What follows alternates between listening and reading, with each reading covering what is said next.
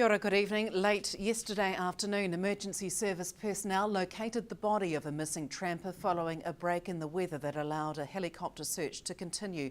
Police have released the name of the deceased. She was Yuska Asman, aged 22 years, who was of Indonesian nationality and living in Sydney, Australia.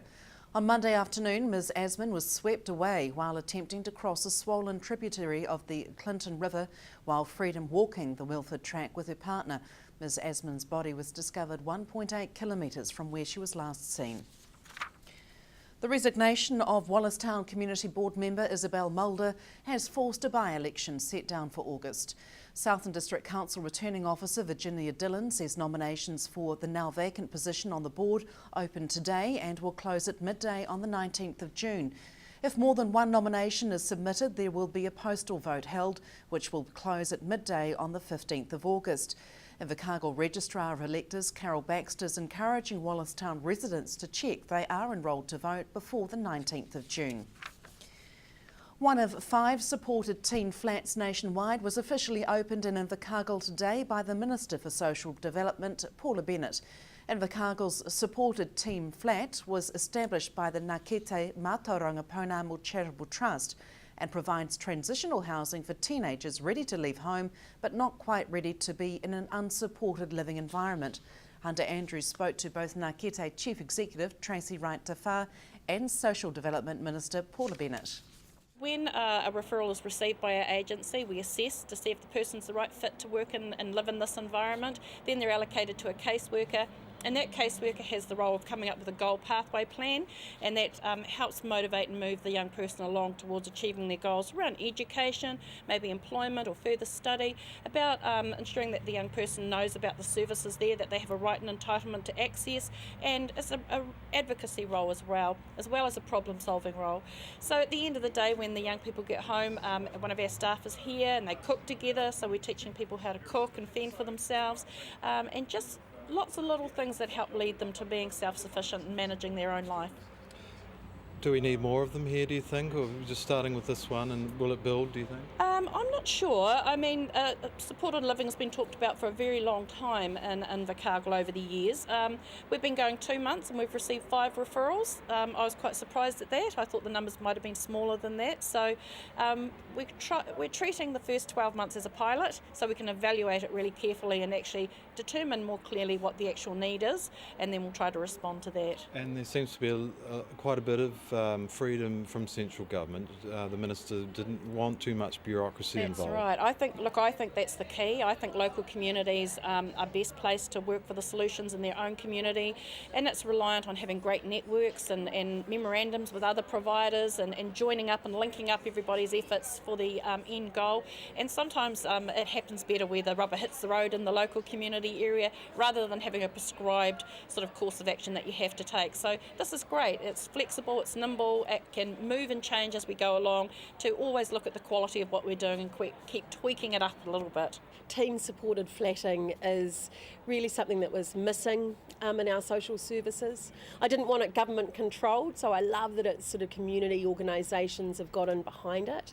But there's no doubt about it, for some of our sort of 17, 18, 19-year-olds that can't live at home, they're not really at the place to also be living independently. So this sort of supported teen flatting, I just think makes sense. So I'm thrilled to be here. How common is this model within New Zealand? Well, we've only got 5 of them at the moment, and they're just sort of organically growing, so we're not putting lots of money behind it. We're actually just saying if there's a house available, if we can give a bit of assistance, and then they have to pay board and they have to pay their way just as they should in the world when they're getting to this sort of age. But the important part is we can put those social services around them. You mentioned in your speech there are other concepts floating around. How similar are similar concepts? Yeah, look, all sorts of different ideas really. Christchurch have been talking about an overseas model that they're interested in bringing here, which is perhaps a bit bigger, which I think has got certainly merits at looking at closer. There's other models where you've got more live-in, you've got extended family homes, but I think this one for me is very much about that step to real independence. So I think these young people should be fairly independent and making their own way. We're just like any good adult, we should be guiding them and there for them when they stumble a bit so we can help get them back on track. Will the ministry just be sitting back and watching how these progress and perhaps picking a model that may be applied nationwide in years to come? That's not my plan.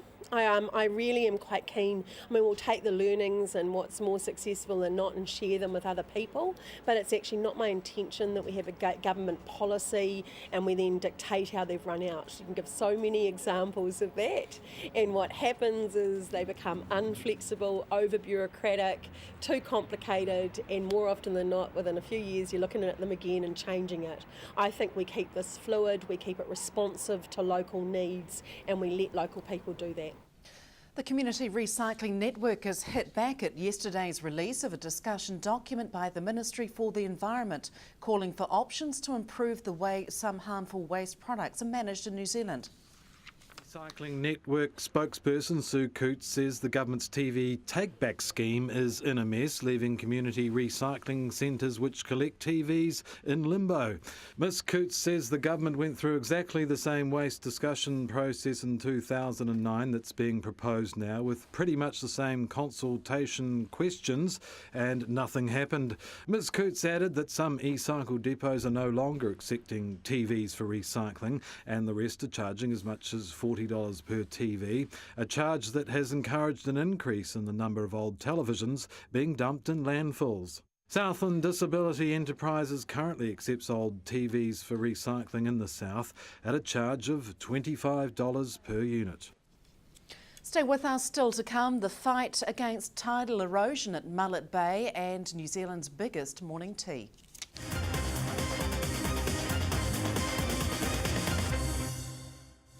Welcome back. Tactical delays and an inadequate solution. That's the views of two Mullet Road residents opposed to the Southland District Council's plans to erect a seawall in a bid to stop the only access road from deteriorating further due to sea erosion.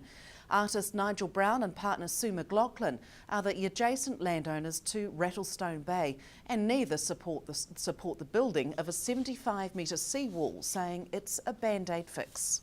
The major erosion and destruction of Rattlestone Bay and our concerns about the road has been in the last 5 years. So we have, and our neighbours have, phoned the council different times to say what's happening with our access road. And they say, oh, we'll do something about it, and a year goes by and a year goes by and so on. But of course, while all that was happening, the whole Rattlestone Bay, which was a unique part of the southern coast, has been destroyed completely, never to come back. The rapidness of the erosion has been a concern. Yes, very definitely, and I'd say that's been more especially in the last 5 years. Once the sea's sort of got in so much that I feel now nothing's going to stop it, and certainly not a seawall. The other thing about that is they've left it so long that now they can circumnavigate the Resource Management Act as well under the powers of emergency roading. So it means that the coast and the environment have not at all. I see it as quite deliberate, actually. You can see the visual effects quite clearly. There are some safety concerns that you have as well. Very definitely, and it's something that Nigel did a lot of. Because we'd see people, it's sort of a vantage point that when you're driving along Mullet Road, this is roundabout there is where you first see Matariki, Penny Rock and all these beautiful islands and the uniqueness of this coast. So it is a place where people stop and look, and of course they don't kind of realise that the cliff is undercut.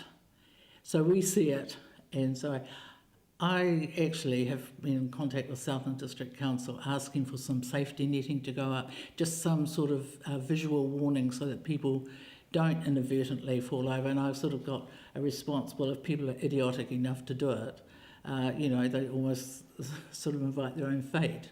Well, of course, I don't really think that's good enough. Concerned also regarding the solution that they've come up with the sea wall, the height of it, what it's covered in, and perhaps the effects to either side of that, given the nature of and the power of the waves that are coming in here. Exactly. And very much like even when you look at the plans for the seawall, they have armour rock that goes 70 metres to the east of the seawall, whereas on our side, the western side, it only goes 20 metres. And then it just leaves this eddy. So obviously, as you seawall a solid structure, you're going to get this force of the sea coming in, especially in a storm, and they admit, like everybody, we don't know what's going to happen. Nevertheless, it's going to cause terrific pressure on this unprotected piece of coastline, which sits right next door to Cozy Knock Beach. So we just don't want to see the same thing happening here that we saw happen to Rattlestone Bay. And South Today News hopes to bring a response from Southland District Council to residents' concerns in tomorrow's bulletin. Thousands of rest home residents took an Australian tradition today and made it their own throughout the country. Rowena Jackson Retirement Village in Invercargill was one of dozens of elderly care facilities to take part in a national first, New Zealand's biggest morning tea. It's a fundraising initiative that originated in Australia, and Ryman Healthcare felt it was opportune to launch the concept at their facilities across the country. Staff were right behind the concept and hope it will become an annual event. We've got 26 villages throughout the country participating. The idea originated in Australia, and so we brought it to New Zealand. And at 10:30 today, everybody is sitting down for the same morning tea. So friends and family are invited along, they pay a donation? That's exactly right. A lot of our residents, especially our townhouse residents here, have paid a donation. All our staff are able to participate, and they all pay a donation to participate.